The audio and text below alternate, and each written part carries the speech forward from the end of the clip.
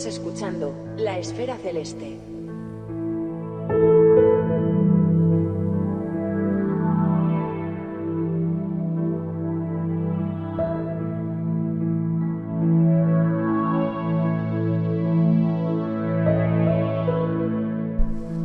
Este sábado 20 de marzo, a las 10 horas y 27 minutos, entramos en la primavera astronómica, una época del año que invita a salir, algo básico y que últimamente hemos valorado más que nunca.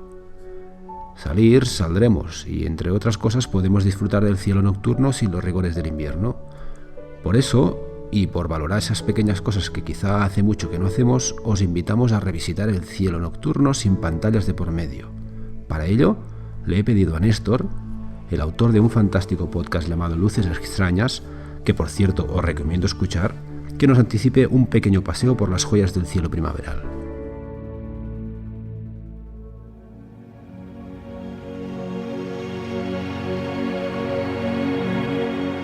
Un saludo, Pep, y un saludo a los escuchantes de la Esfera Celeste. Un placer contar con este espacio para hablar un poco sobre el cielo que podemos observar esta temporada. Estamos ya en la primavera boreal, y el cielo que se deja ver en las horas centrales de la noche durante esta estación tiene la particularidad de que la Vía Láctea está menos presente.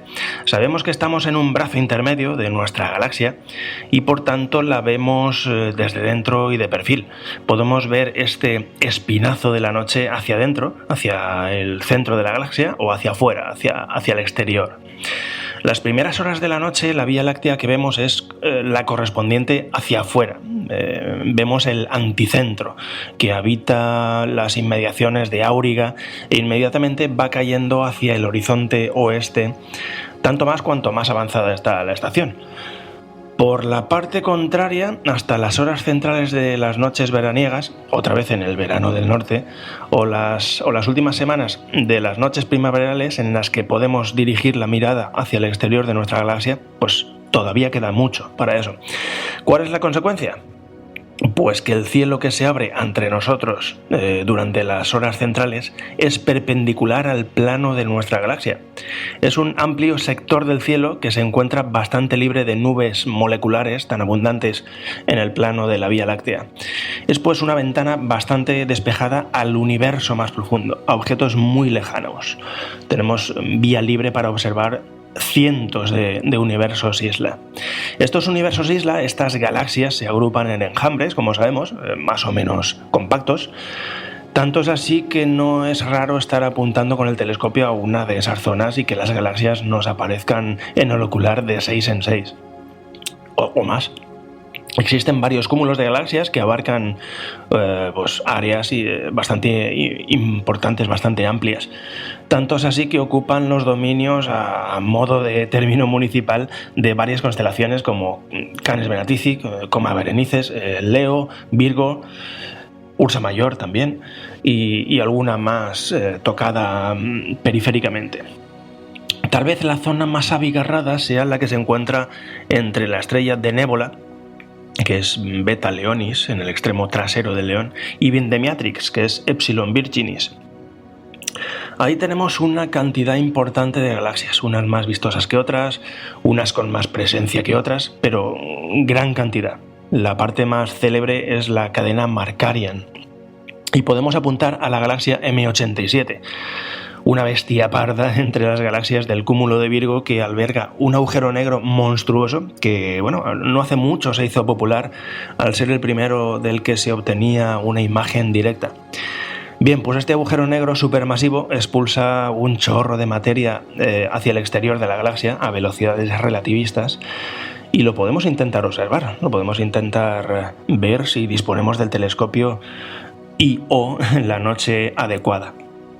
Otras galaxias peculiares que podemos ver son las galaxias siamesas, que son NGC 4567 y 4568, dos galaxias que se están fusionando, y que hace aproximadamente un año, no sé si era mayo, abril, una cosa así, una de estas dos galaxias albergó una supernova, de las varias que pudimos ver la primavera-verano pasada.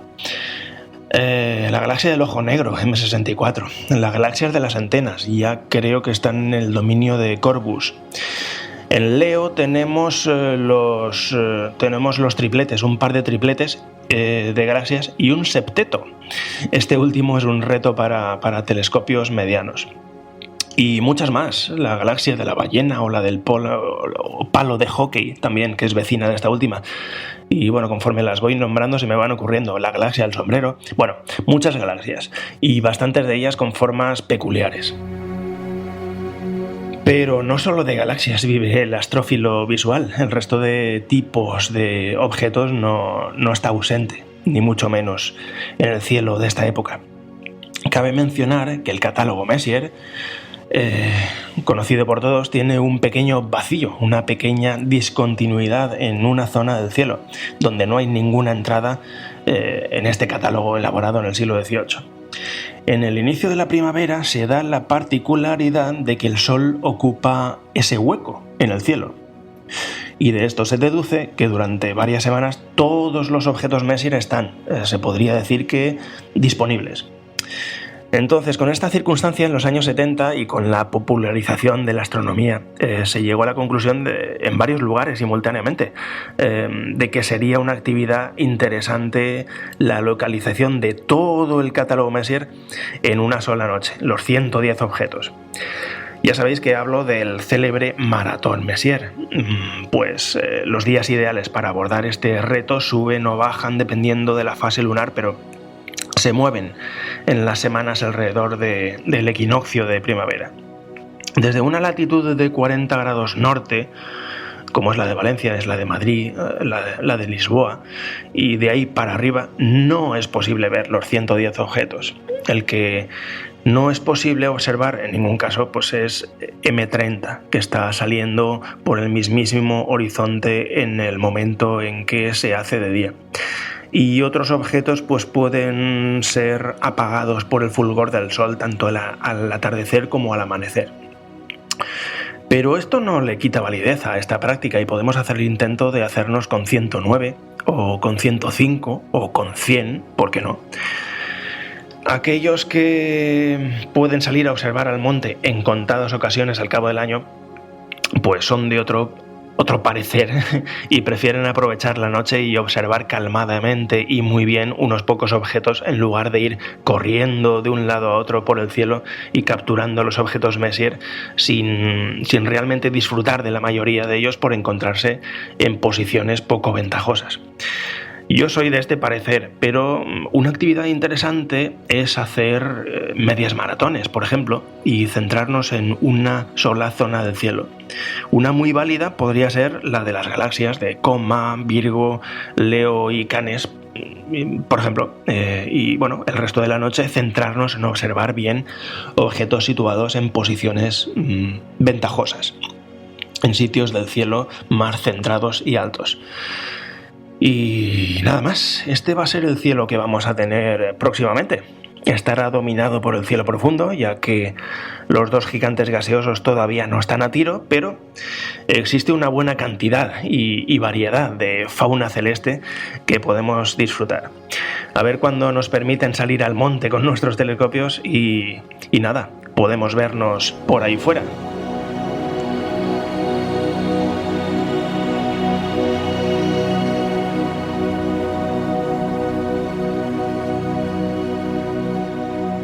Y del cielo primaveral del norte saltamos al otoño austral, ya que de nuevo viajamos al sur del continente americano para hablar de la observación de asteroides, de campañas internacionales y del descubrimiento de un sistema de anillos en un cuerpo menor.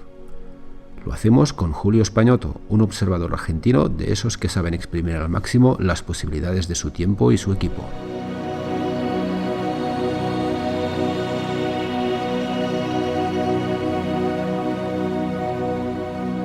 Muy buenas, Julio, bienvenido, ¿qué tal? Hola Pep, ¿cómo estás? Pues yo muy bien y muy agradecido de que aceptaras a venir a charlar un rato con nosotros desde Argentina, ¿verdad? Sí, por supuesto, es un placer para mí hablar con alguien desde el otro lado del océano Atlántico. Oye, ¿y tú de qué parte eres de Argentina? Que ahora estábamos hablando de este tema y no lo hemos comentado, y Argentina es muy grande. Sí, la verdad que Argentina es un país grande. Yo soy prácticamente del centro, un poco al Ujú. sur. Estoy en la provincia de La Pampa. La ciudad se llama Santa Rosa, es la capital de la provincia de La Pampa, es el norte de la Patagonia. Ajá. O sea que Vale. estoy en 36 grados de latitud sur y 64 de longitud oeste. Ujú. ¿Y eso tiene alguna particularidad por lo que respecta a clima, cielo, Y observaciones? estamos a 300 y pico kilómetros del punto más cercano del mar. Por lo tanto, es una zona que tiene mucha amplitud térmica. O Ujú. sea, podemos llegar a tener tal vez hasta 10 grados bajo cero o 12 en invierno, y en pleno verano podemos llegar a tener 45 grados de calor. Eh, Ujú, ujú. y dentro del mismo día pasa lo mismo, o sea, podemos llegar a tener 20, 25 grados de amplitud térmica en un día. Vale. Esa es la característica principal. Ujú. Estamos ya en el borde de lo que sería la pampa húmeda. La pampa húmeda es la zona de mejor producción agrícola ganadera, y entrando en la zona semidesértica. Ujú. Muy bien. Y bueno, tú y yo hemos estado comentando cosas antes y nos hemos escrito y a mí me gusta especialmente que vengas a charlar hoy para hablarnos sobre todo de asteroides, ¿no? Y de, entre otras muchas experiencias de una en concreto relacionada con Chariclo, pero también me comentabas que, bueno, pues te dedicabas a la astrometría de Neos bueno, a varios ámbitos, ¿no? Sí, sí. Em, y en todos esos ámbitos, ¿con qué equipo y desde qué observatorio los acometes? Mira, yo en el año 2007 me Ujú. compré un Celestron de 20 centímetros, un reflector de 20 centímetros, Ujú. con una montura CG5, la que trae originalmente ese telescopio. Ujú. Y en el año 2011, 2012 aproximadamente, terminé de hacerme mi observatorio en mi casa. Tengo en Vale. un primer piso dos habitaciones de 3x3 aproximadamente, que una la uso como sala de operaciones, como escritorio, biblioteca, museo, porque tengo un poco de todo, y en la Ujú. otra oficina de perdón, en la otra habitación de 3x3 tengo instalado mi telescopio con un pier, con un techo corredizo, Ujú. roll of roof, como le dicen, eh, que quedo completamente al aire libre, y de ahí hago las observaciones Ujú. con ese Ujú. telescopio y con mi notebook. Ujú. Muy bien, muy bien. Y de ahí, ¿tu relación con los asteroides empezó ya desde el principio o cómo has llegado a este campo? Con el tema de los asteroides, sí, es un tema dentro de la astronomía que siempre me llamó la atención desde mis comienzos como lector de astronomía, como la mayoría, ¿no es cierto? Ujú. Eh, yo empecé leyendo sobre astronomía de chico, después empecé leyendo un poco más intensamente en la época de la universidad, y hay hay varios campos, o sea, a mí la astrofotografía me interesó, pero siempre me dio más por el lado de poder aportar algo, alguna medición, algo a lo que fuera ciencia, por decir así. Ujú.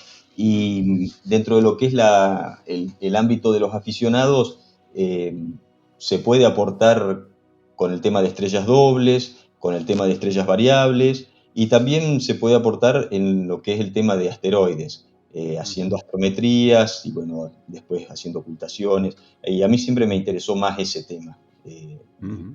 Me llamaron la atención los asteroides desde un principio. Ujú. Y así es. Con lo cual, ahora mismo es tu actividad principal. Dentro de lo que es la afición de la astronomía, sí, sí. O sea, para mí esto es un pasatiempo, es un hobby, o sea, actividad principal. Yo vivo de otra cosa totalmente Sí, nada sí, que sí, ver. evidentemente. Ujú. Yo soy lo que acá en Argentina llamamos contador público nacional. Ujú. Pero dentro del hobby de la astronomía, sí, sí, yo el poco tiempo que le puedo dedicar, se lo dedico en este momento más que nada al tema de ocultaciones. Por ahí hago alguna astrometría, que fue lo primero con lo que empecé. Ujú, En un principio, cuando conocí a gente de un grupo de aficionados de acá, específicamente a Carlos Colazo, que lo conocí por allá por el año 2010, ujú, eh, ahí encontré algo de lo que yo quería hacer y no sabía qué hacer. Él me dijo, con ese equipo que tenés podés empezar a hacer astrometrías. Ellos estaban hacía muy poco tiempo empezando con eso y empezamos haciendo, lo primero que se hace es sacar el código del MPC, ¿no es cierto?, del ujú. Minor Planet Sí. Center, obtuve el código de observatorio y con eso empecé a reportar astrometrías de NEOS. Ujú, Pero algo que yo desde el primer momento que lo conocí a Carlos y a Fernando Mazzone, les hablé de lo que a mí ya me estaba interesando sin saber prácticamente nada del tema, que era el tema de ocultaciones. Así que ujú, posteriormente continué con eso también y es lo que ahora le dedico un poco más de tiempo. ujú. Muy bien. Y en ese poco tiempo que dices que tienes, te iba a preguntar cómo lo aprovechas, pero refiriéndome sobre todo a si has establecido algún tipo de rutina o tienes alguna metodología de trabajo para seleccionar los objetivos o amortizar al máximo el tiempo, ¿no? Claro, el tema de las ocultaciones lo que tiene es que te demanda no mucho tiempo dentro del observatorio, o sea, haciendo la observación propiamente dicha, porque vos tenés que ir viendo qué predicciones hay desde tu lugar de observación o tal vez moviéndote algunos kilómetros, porque he hecho observaciones desplazándome también, ¿no es cierto? Eh, Ujú, pero bueno, por ahí lo que más tiempo te lleva y que vos lo vas haciendo en el tiempo que podés manejar es ir viendo, observando las predicciones, viendo qué predicciones hay. eh, Eso te dice, bueno, a qué hora vas a tener que estar realizando la observación, desde dónde, si la estrella es una estrella fácil de ver o es muy débil. Entonces, por ahí decís, bueno, a ver, esta semana tengo dos ocultaciones. La primera es el martes a las 4 de la mañana de acá. Entonces ya sabés que, bueno, que ese día te vas a tener que levantar a las 3 de la mañana, vas a subir, prender, acomodar todo el equipo, ubicar la estrella y a esa hora exactamente empezar a tomar imágenes desde, por decirte, un minuto antes y un minuto después. Tomás 2 minutos o 3 o 5, lo que sea, de acuerdo a la incertidumbre del camino y del tiempo en esa ocultación. ujú, ujú. ¿Y eso lo haces en el marco de algún programa de observaciones o básicamente responde a tu propio criterio? Claro, eso depende de dónde provenga la predicción de la ocultación. A nivel internacional hay un grupo que lidera el tema prácticamente y es con el que yo estoy en contacto prácticamente desde que inicié, por allá por el 2013 empezamos con esa ocultación que vos mencionás de Chariclo. Ujú, eh, y es el grupo de la gente de Río de Janeiro, de la gente que está en contacto también con la gente del Observatorio de París y con la gente del Observatorio de Granada, el Instituto de Astrofísica de Andalucía. ujú, Eh, Todo ese grupo tiene una página que está hecha desde el Instituto de París, el LESIA, donde ahí suben predicciones de los objetos que a ellos les interesan. Esos son para nosotros, para mí, por ejemplo, son los más importantes, porque obtenés una ocultación de estos objetos que ellos eh, calculan predicciones y les sirven para hacer luego trabajos científicos. En este caso se trata de troyanos de Júpiter, centauros, que son los asteroides que están entre las órbitas de Júpiter y Neptuno, o los transneptunianos. ujú, Después, nosotros también por ahí hacemos nuestras propias predicciones. Tengo acá un amigo de la misma ciudad que yo, Aldo Wilberger. Con él por ahí hacemos predicciones y hacemos nuestras propias observaciones, pero ujú. generalmente son de asteroides del cinturón principal, ¿no es cierto? con eso también hemos obtenido algunos buenos resultados. Por ejemplo, el año pasado logramos una ocultación positiva de un asteroide que tiene algo así como 6 kilómetros de diámetro. O sea, Vaya. es una cosa que para nosotros es muy lindo poder observar un asteroide que nos haya hecho sombra a nosotros justo acá en Santa Rosa, donde lo estamos mirando, y haber podido obtener una curva muy linda porque justo se dio con una estrella bastante brillante. Ujú. Claro, Eh, claro. Ujú. entonces, tenemos nuestras propias observaciones, nuestras propias predicciones y también tenemos las que forman parte de proyectos a nivel internacional, sería como el que te mencionaba. Ujú. Muy bien. Y bueno, hace algunos programas tuvimos como invitado también a Carlas Schnabel, que al menos aquí en España es todo un referente en el campo de las ocultaciones, y estuvimos un Sí, rato hablando de equipo, ¿no? Y de limitaciones en función del equipo, ¿no? Y de aproximaciones, pues, para intentar empezar en el mundo de las ocultaciones. Y bueno, básicamente entiendes que es un campo que tiene también sus particularidades en cuanto al tema técnico, ¿no? En tu caso, aún trabajas con ese 200 milímetros sí, y supongo que con una cámara de estas rápidas, ¿no? ¿Nos puedes contar un poco sí. el setup que utilizas? Sí, sí, bueno, sí, a Carlos yo lo conozco, Ajá. o Carles, no sé cómo le dicen en catalán, Sí. lo conocía del grupo de correos que tiene la sección europea de la IOTA. Y bueno, Ajá. hace 2 años, en agosto del 2019, tuve la suerte de poder asistir a la reunión anual que hacen, que se hizo en París, y bueno, lo pude saludar y conocerlo personalmente. Ujú, Eso estuvo muy bueno.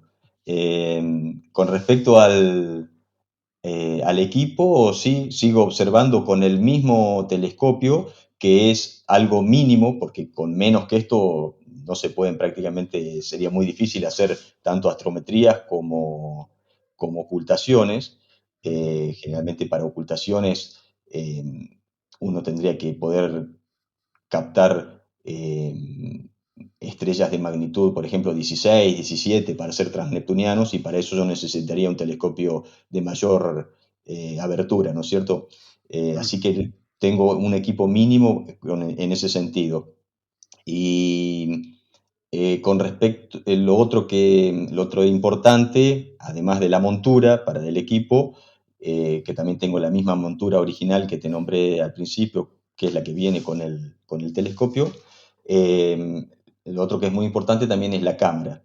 Yo empecé con una camarita también, lo más sencillo que se puede conseguir acá en Argentina, que es una cámara MID, eh, ujú, que es refrigerada, no tiene refrigeración, o sea, refrigerada por aire.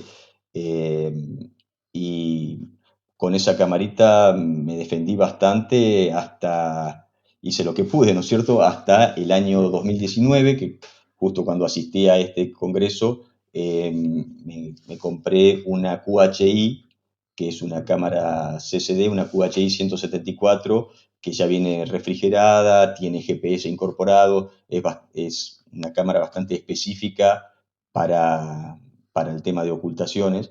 Entonces ahí logró una mayor sensibilidad y obtener mejores curvas. ujú. Eh, Claro. así, así está mi equipo en este momento, con esa Ujú, camarita QHI 174 monocroma. eh, he mejorado un poco el equipamiento, pero no es el gran equipamiento, es bastante básico. ujú. Y con ese equipamiento, además de las ocultaciones, me comentabas también que no sé si fue de casualidad, con un amigo descubristeis una doble, ¿verdad? Pudisteis catalogarla así, una Claro. doble.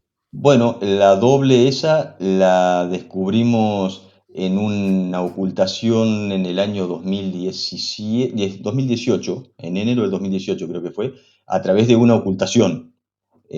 Fue una ocultación que pasaba por el norte de la provincia de La Pampa, entonces nos tuvimos que desplazar. Yo me fui hasta el pueblo del cual yo soy oriundo, que es un pueblito que se llama Alta Italia, en el norte de La Pampa, y él se fue a otra ciudad de La Pampa que está al norte, que se llama General Pico. Entonces hicimos dos curvas de esa ocultación. Yo tenía la camarita MID, Ujú, y en ese momento con esa cámara yo hacía las observaciones por drift scan, o sea, Vale, eh, vale. Ujú, parando el motor de seguimiento y la estrella hace una línea. Entonces, en el momento de la ocultación, esa línea se corta porque el asteroide tapa la estrella. En ujú, cambio, él ya tenía una QHI, hizo una curvita un poco más linda que la mía, una observación más linda, y ahí pudo ver que había dos caídas, lo que, bueno, después cuando se lo reportamos a la persona que es la encargada en Sudamérica de juntar las ocultaciones, que es un muchacho de Brasil, Breno Loureiro Giacchini, le llamó la atención, empezó a estudiarlo y hicimos un paper en función de esas observaciones, determinando que había sido una caída de una estrella doble desconocida y en este momento está catalogada en el Washington Double Star Catalog ujú, como una estrella doble que hasta ese momento no existía. Eso fue ujú, un lindo, un lindo ujú. aporte. Oye, y por Así. curiosidad, en la fotometría que hizo tu colega con la QHI, entiendo que en la curva se podía detectar esa doble caída, pero en tu toma, con el drift scan, ¿se llega a ver un pequeño degradado o algo parecido a que te No, haga sospechar algo? no. En mi toma en ese momento no se notaba. No, no. Ujú, Eh, en realidad el descubrimiento de la estrella doble fue gracias a la observación de él. ujú. Ajá, muy bien. Así. Muy bien. Y hablando de ocultaciones bueno, y de participar en campañas y de cosas internacionales, quizá estaría bien que nos hablaras un poco de la experiencia de Chariclo, ¿no? De ese centauro Sí. bueno, que es una experiencia chula. Cuéntanos un poco a ver, esto cómo, cómo fue. Sí, eso fue como una sorpresa porque, mira, yo te cuento, desde que empecé a meterme en el tema de ocultaciones, te estoy hablando de antes del año 2005, yo Ujú, empecé en el tema de ocultaciones sin saber la potencialidad que tenía esta técnica. A mí me llamó la atención me pareció increíble que se pudieran predecir el momento en que un asteroide iba a pasar adelante de una estrellita y poder ver parpadear esa estrellita, ¿no es cierto? Y desde ese momento que pasaron 2 o 3 años, me compré mi primer telescopio y intenté observarlo visualmente, alguna ocultación, y no sé si no tuve suerte o yo estaba recién aprendiendo y no miraba en el momento adecuado. La cuestión que nunca pude detectar una ocultación en forma visual. Cuando en el año 2012 empecé a hacer astrometrías, que me compré la primer cámara MID DSI, eh, intenté unas cuantas ocultaciones de asteroides del cinturón principal, hasta que en septiembre del año 2012 tuve mi primera ocultación positiva. Entonces, ujú, yo hasta ese momento, como nunca había podido tener una ocultación positiva, no sabía cómo iba a seguir la historia después. Ahí cuando tuve mi primera ocultación positiva dije, ¿y ahora cómo sigo? Entonces me contacté con este chico de Brasil que yo te decía, Breno, y Breno totalmente sorprendido y contento de que alguien en Argentina estuviera haciendo ocultaciones. Enseguida empezamos a intercambiar correos. Iba a asistir a un congreso de aficionados de acá, entonces hicimos un póster sobre esa ocultación. ujú, Me puso en contacto con un amigo de él, conocido de él, que era Felipe Braga Rivas, no sé si lo habrás sentido nombrar. ujú. Y No. bueno, Felipe en ese momento estaba eh, ya en el grupo de Río. Él era un chico que había sido aficionado en Brasil y después estudió y es profesional, un astrónomo profesional. Entonces, a los poquitos meses de que estábamos en contacto con Breno, me mandaron una invitación para ir a un congreso que se hacía en Florianópolis. Era el congreso de la LARIM, o sea, la zona latinoamericana de la Unión Astronómica Internacional. Y ahí van a aprovechar ese encuentro para juntarse todos los que estaban empezando con el grupo de ocultaciones. Así que bueno, fue la primera vez que yo hice un viaje para mí bastante importante, irme desde acá hasta Brasil para juntarme con gente por este tema. Eso, eh, eso fue por ahí a fines del 2000, eh, del 2013, claro, ahí ya había pasado. Claro, antes de eso se había dado que como yo me quedé en contacto con Breno y con toda la gente del grupo de Río, me empezaron a mandar predicciones de lo que se podía observar y bueno, por ahí mandaron esta ocultación de Chariclo que iba a ser un 3 de junio, que acá es pleno invierno, a eso de las 3 de la mañana. Y bueno, yo me subí al observatorio, saqué unas fotos y se las mandé, sin saber qué, qué resultado iba a tener, como siempre, ¿no es cierto? Generalmente uno lo que intenta determinar es el diámetro del asteroide. A lo sumo podés, con mucha suerte, captar un satélite, ¿no es cierto? Y bueno, se dio el caso de que empezaron a unir todas las observaciones y se dieron cuenta de que esto tenía un anillo. Y yo, como no estaba dentro de la lista de correos principal, pasó un tiempo y yo, un mes habrá pasado y yo no sabía qué resultado había tenido. Entonces, un día fui hasta Córdoba, estaba charlando con Carlos Colazo y le digo, ¿qué ha surgido de esta observación? Y me dice, medio en secreto, porque estas cosas hasta que no se publican no se pueden decir, ¿viste? Pero me dice, ¿qué me dirías si parece que Chariclo es un pequeño Saturnito? Entonces, así fue la historia. Claro, y para cuando yo fui al Alarín, eran unos 3 o 4 meses después, cuando ya se estaba haciendo, ya me había olvidado, me estaba confundiendo. Ya en ese momento, Felipe Braga Rivas, ya estaba empezando a hacer el paper del descubrimiento de los anillos de Chariclo, que salió unos meses después en Nature. Eh, Vale. o sea, dio la casualidad que por una, eh, por una ocultación positiva que yo tuve por primera vez unos meses antes, entré en contacto con Felipe y bueno, después Felipe terminó siendo el autor principal del artículo de Ujú, Nature. ujú, ujú. Pero entiendo que aquí había observaciones, se sumaron datos de muchos observadores y de equipos muy distintos, ¿verdad? Sí, sí, sí. En ese momento habían participado, no recuerdo exactamente, pero algo así como 15 observatorios o un poco más. Algunos habían tenido mala suerte con el clima, otros 3 tuvimos observaciones pero negativas. Tanto yo como la gente de Montevideo, Uruguay, obtuvimos observaciones, pero no registramos la ocultación, porque la sombra pasó más al norte.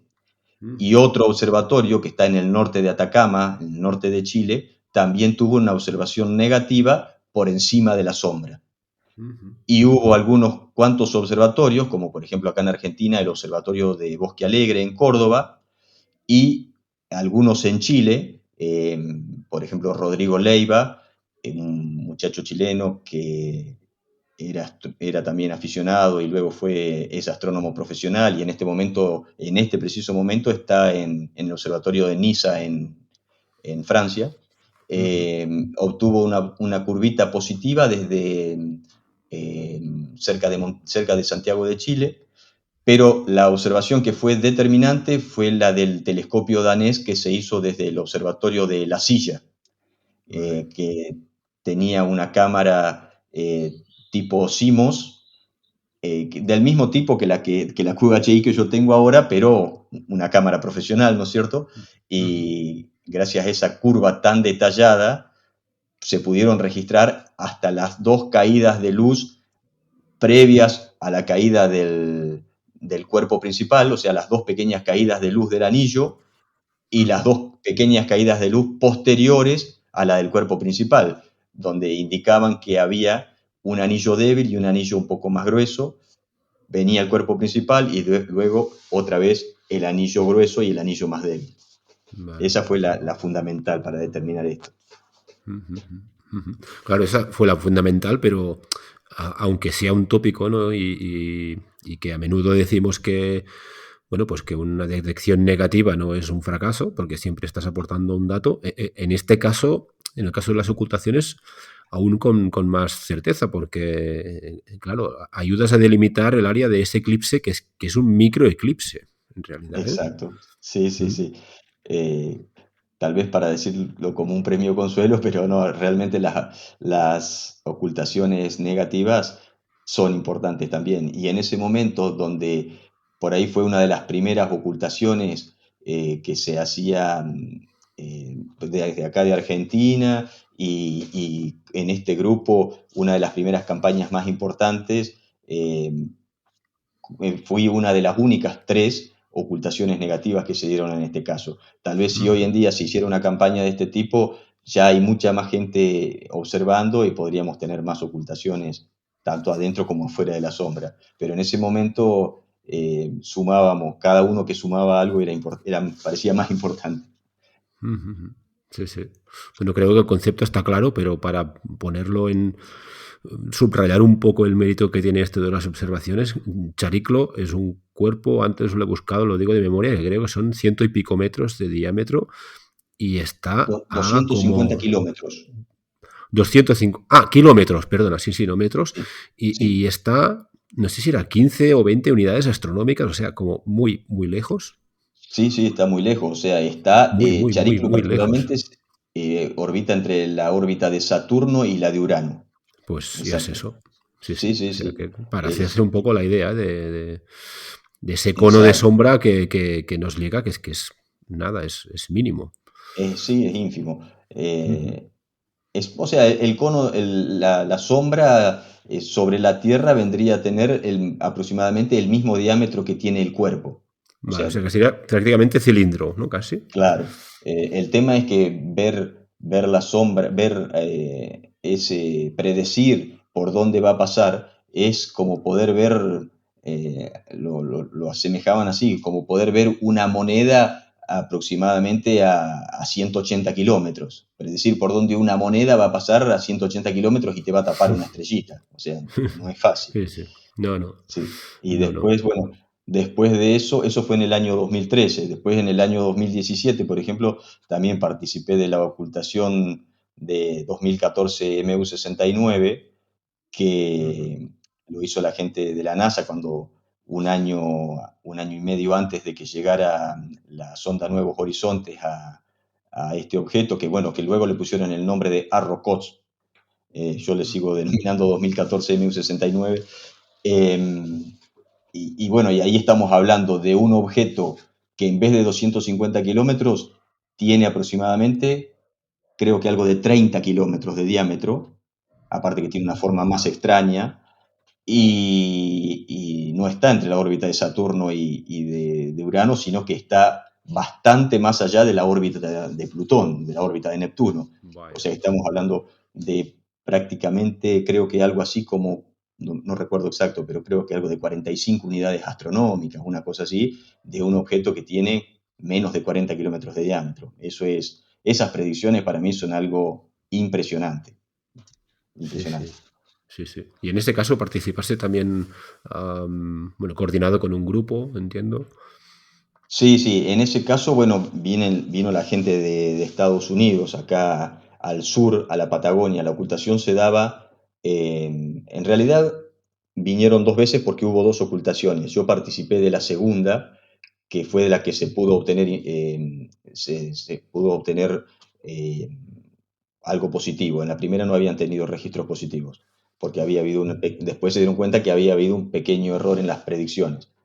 En la segunda, que fue en julio del 2017, se vio desde la ciudad de Comodoro Rivadavia, en las cercanías de Comodoro Rivadavia, que está en la Patagonia sur argentina, y ellos trajeron como 40, 50 personas y invitaron a la gente de aquí que quisiera acercarse y colaborar y fuimos 7 aficionados, entre aficionados y algún astrónomo profesional amigo, fuimos 7 argentinos a colaborar con ellos. Además de toda la gente que colaboró de la policía, cortando caminos, de gendarmería, de las universidades.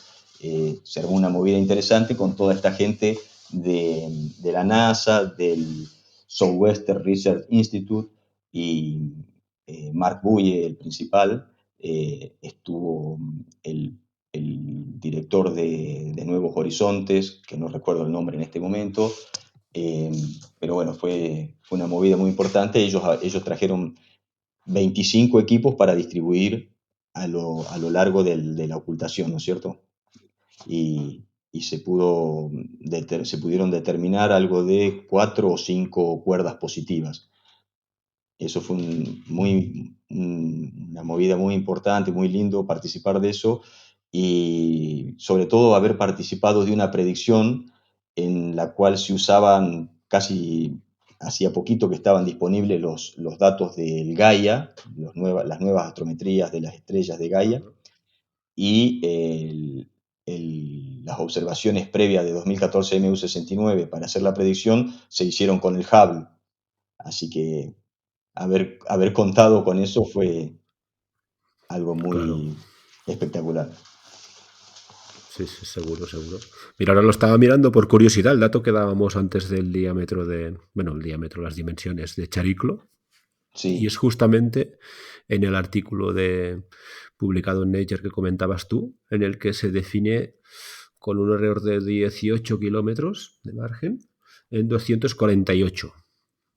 Y kilómetros, hay claro. uno, sí, y hay uno posterior que lo sitúa en 225, o sea que por ahí andará, que sigue siendo para mí una cosa muy flipante que una piedra tan pequeña, aunque sean 200 y pico kilómetros, Sí, a esa distancia puede mantener un puede sistema de detectarse. anillos. Exacto. Bueno, sí, sí. Sí, Puede tener un sistema de anillos y además podamos llegar a inferir que los tiene, ¿no? claro, En sí, sí. base, sí, sí. Sí, Eso era sí. lo que surgió en ese momento y lo que comentaban, que había incluso astrónomos que decían que no podía ser, que nunca se había pensado que podía llegar a darse, y al principio había gente que decía que no podía ser que tuviera. Y uno de los astrónomos principales en este campo es el francés Bruno Sicardí. Ujú. Si visitas la página de Bruno Sicardí, creo que en el home de la página tiene como una representación gráfica del sistema de Chariclo y sus anillos que Ajá. entran dentro de la división de Cassini, me parece, una de esas divisiones de los anillos de Saturno. Todo el sistemita este entra dentro de la división de los anillos de Saturno. Claro, claro, claro. Muy bien. Muy bien. Oye, y además de estas experiencias, a ti lo que te van son las piedras, porque además del tema de las ocultaciones, me comentabas también que te gusta el tema de la astrometría de Neos, que Sí. incluso estuviste involucrado en la catalogación de un meteorito, ¿no? De una roca que llegó a caer a la Ah, sí, superficie de la sí. Tierra. Sí. Sí, sí. Bueno, eso también es un tema muy relacionado porque a uno le gustan los asteroides, mirar para arriba, el cielo, Ajá. y desde, desde que sos chico que ves una estrella fugaz y decís, no, eso es algo que está cayendo a la atmósfera terrestre y se está quemando. Y bueno, desde que era lector, que yo siempre leía las revistas Astronomy, estaba suscrito a la revista Astronomy de Estados Unidos, y ahí veía que venían, eh, por ejemplo, los anuncios de coleccionistas de meteoritos, y yo decía, me llamaba la atención eso, entonces empecé a leer sobre meteoritos, es algo que siempre me interesó. eh, y me puse a investigar un poco de qué meteoritos se habían encontrado en Argentina, y hay un catálogo, creo que en Argentina hay catalogado ya algo de 70 y tantos, 80 meteoritos, y que no es tanto en comparación con los que se encuentran, por ejemplo, en Chile, que por ejemplo en el desierto de Atacama salen a buscar y encuentran 80 no sé, en 200 kilómetros cuadrados.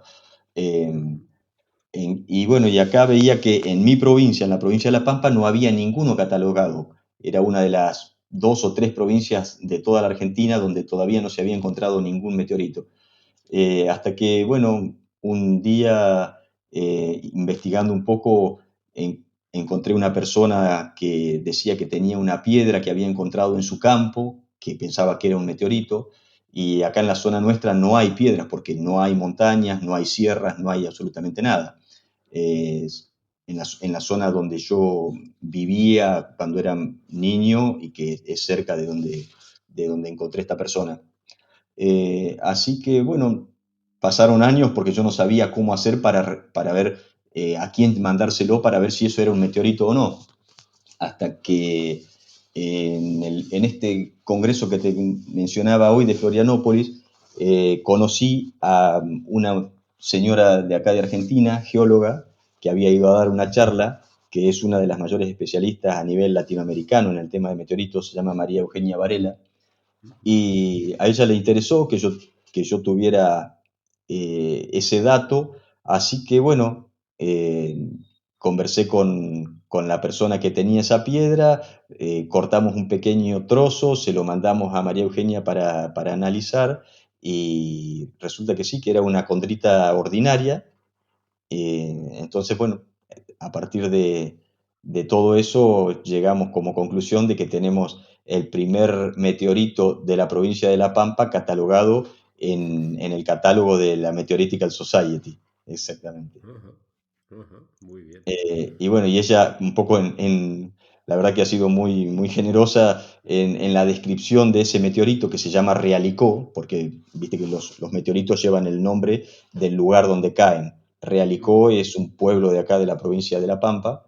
Entonces ese meteorito fue encontrado aproximadamente en el año 1970, eh, porque a su vez los meteoritos los podés dividir en encontrados y caídos. Cuando los ves caer y vas y los levantás, es un caído. Ahora, si no se vio y se encuentra una piedra o un pedazo de hierro sin haber sido visto caer, en este caso es un meteorito encontrado cerca de Realicó. Entonces, en la descripción de todo el meteorito, ella me nombra a mí como la persona que lo encontró, lo dio a conocer y nombra mi observatorio. Para mí eso es también un honor de estar mencionado en el catálogo de meteoritos de la Sociedad Meteorítica Internacional. Claro, claro. Qué bueno. Muy bien. Oye, y de cara a futuro, ¿tienes algún proyecto en mente que difiera un Mira, poco, algún reto especial en ese sentido? de cara al futuro, mi idea sería en lo posible tratar de seguir aprendiendo porque eh, tengo, yo hago lo que estoy haciendo, lo hago con mínimos conocimientos, tengo para aprender un montón de cosas y eso implica tiempo y dedicación. Y por el otro lado, el otro objetivo mío sería poder ir agrandando y mejorando un poco el equipo para llegar a obtener eh, ocultaciones de estrellas de mayor magnitud, o sea, de estrellas que sean más débiles, que por ahí están fuera de mi alcance en este momento, y, y poder hacerlas sobre todo estas que te decía de este grupo de la gente de París, de Andalucía y de Río de Janeiro, que son para mí muy interesantes porque cada vez que puedes registrar una ocultación de estas, estás aportando tu pequeño granito de arena a la Claro, ciencia, ¿no es cierto? A conocer algo claro, nuevo. claro, Exacto. claro, claro. Sí. O sea que en ese sentido, montura nueva, tubo nuevo. Exactamente, montura nueva y tubo nuevo. Por ahora la cámara estaría bien, pero montura nueva y tubo nuevo sería algo necesario, exactamente. ¿Y Sí. tienes algo pensado ya o qué?